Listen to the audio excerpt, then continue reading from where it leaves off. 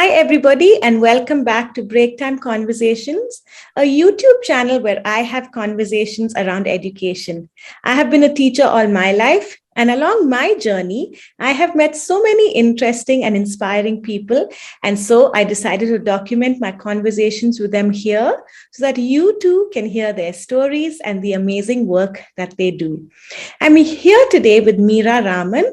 She's the founder of AASHA Infinite Foundation, and their dream is to reach out to millions of children in the country, enable them to read, write, and understand English. Meera, it is so nice to have you here, and I'm so excited to hear about your journey. So why don't you start by telling us how you got started and why you chose to do what you are doing today? Okay, thank you. Thank you for calling me here on your platform. So why did I do this? When did I do it? It's a very long story and you've given me less time. So I would be more interested to tell you what's happening currently. It's all exciting time for us. Yeah, but to begin with, why I started this, you can just call me, it was an accident. You can say it was an accident. It's nothing that, okay, I wanted to do this and that's how I got into it. Basically, my background is I'm a media person. I've worked in print media, television, radio, and all that. But also I've been teaching for almost donkey's years. I've been teaching English, and when I was teaching English to my friends, children, and people around me, I saw that it was not as impactful as when I was teaching the underprivileged. It just started off with my maid's child and driver's child and stuff like that, and it really helped them, and it made a lot of difference. And they were also keen to learn, and we saw what kind of opportunities opened up for them. So that's when I said, I'm going to do this. And fortunately enough, I had friends around me who joined me, they said, you're teaching and you help us, you train us, and we will also teach. And then it just grew. And we started off in one play in Mumbai, and then 3 centers across India. And now we are all over, I can say, and more than 650 volunteers in the organization. It's going great. Wow, I didn't realize. I thought you were only in Bangalore. Wow, that's so interesting to hear. So, yeah, I know how English is such an important thing. The NGO that I work with, we have one school that is for the children in that small layout. And when we just in general ask the parents, why do you choose our school? They say because you speak English here. So I do understand that it's like a really big thing. So, Meera, since you were so excited to talk about what you're currently doing, why don't you tell us about that? So currently what I could say is, see, we have 3 centers. We started off in Mumbai, like I said. Then we had one center in Mysore and in Bangalore. And it sort of organically grew the organization, and slowly it became bigger, and we were able to impact more students in different schools. But once pandemic hit, then we were all lost. We didn't know what to do, and we had to reinvent ourselves. And we shifted online, and in some ways I can say it's been a blessing, because we've shifted online. Yes, though we're not able to reach to many children out there who don't have gadgets or a screen, but still the whomever we are reaching out to, but it's been really impactful. Because what's happened, once we have turned online, the program has changed to, it's a one-on-one program that we do. So there's a lot of teaching that happens, but along with that, there's a lot of mentoring that happens, which these children require. They need people to listen to, they need people to guide them, to bring out their confidence, instill confidence in them. And there is so much that people from good backgrounds, who are blessed and who are coming from professional backgrounds, and who have great experience, and who are interested in passing on their whatever knowledge they have and the wisdom that they have acquired to these children. And these children are actually thirsty, they want to learn, they are interested. And when they find somebody who's mentoring them, it's a win-win situation. And another thing what we have done with this one-on-one program is we brought in a lot of youngsters, teenagers, school goers, college goers, wherein they need a community service certificate, and then they want to do something new, different.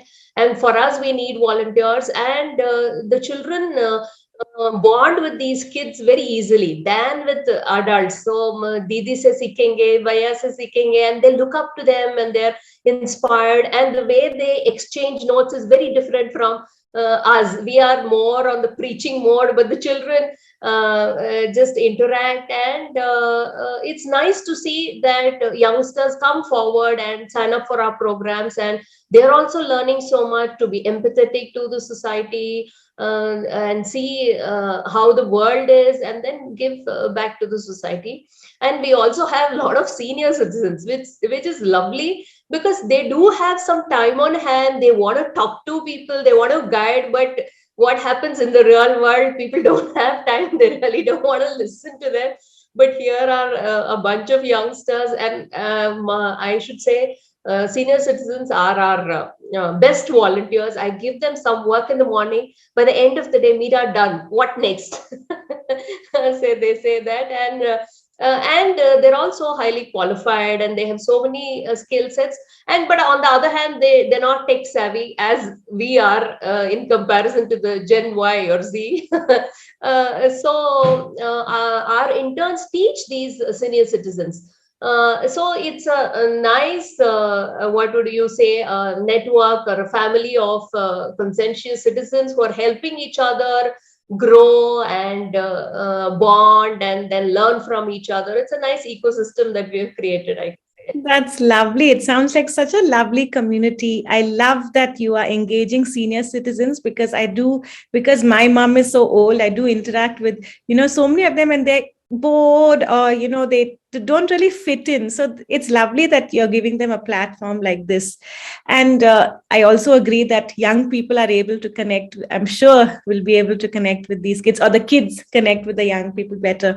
So how do you get these volunteers? Like, how do you spread the word and things like We that? started off with word of mouth, and then our interns itself, so they started saying, "Ma'am, we need to have a good online platform. Only then we can reach out to more people." And they are all good. They're tech savvy, and they know how to work on the net. And they're all, anyways, on the social media. And the parents are too happy that they are on the social media doing something good than just whiling away time on their platform. So basically, our social media platforms are handled by a bunch of youngsters only, who keep posting regularly, come up with creative ideas, saying that we can do this, we can do that. And of course, we reach out to colleges and schools also through our network, and through word of mouth. The number of people who walk in every day is increasing, but I have to say there is a huge requirement out there. So it can Yeah, never nice. be. If you have any links, I can share that in the description box. So hopefully, if people watch this video, they will be able to click on those links and they can spread the word for you, or they can volunteer themselves. So, Yeah. Meera, quickly about the curriculum. So, do you make your own curriculum, and is it specified for a specific age group or things like that? To tell you, yeah, to tell you more about our programs, what we have done, we have a reading program. So, like you said, we want children or adults to read and to be able to understand. English is the language of communication now for all purposes, and official language, business language, everything, whatever you can call it.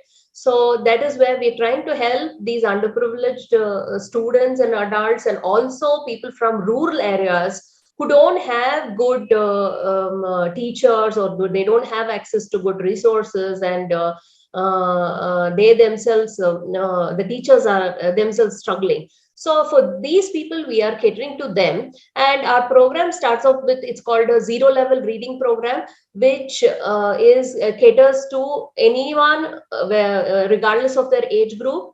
Even if they can't read and write. So basically, for the illiterate, you can say, so the zero level is for them. So they can walk in and sign up for the zero level. Then after that, it we have five levels of the reading program. So 0, 1 to 5, that is different levels. So any student who walks in what we do is we assess the student and put him in that particular level.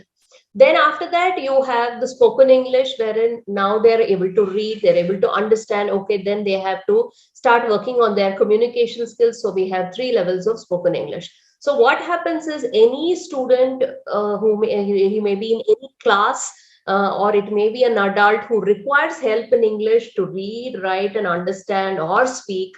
So they can walk into our program and it can be really beneficial for them.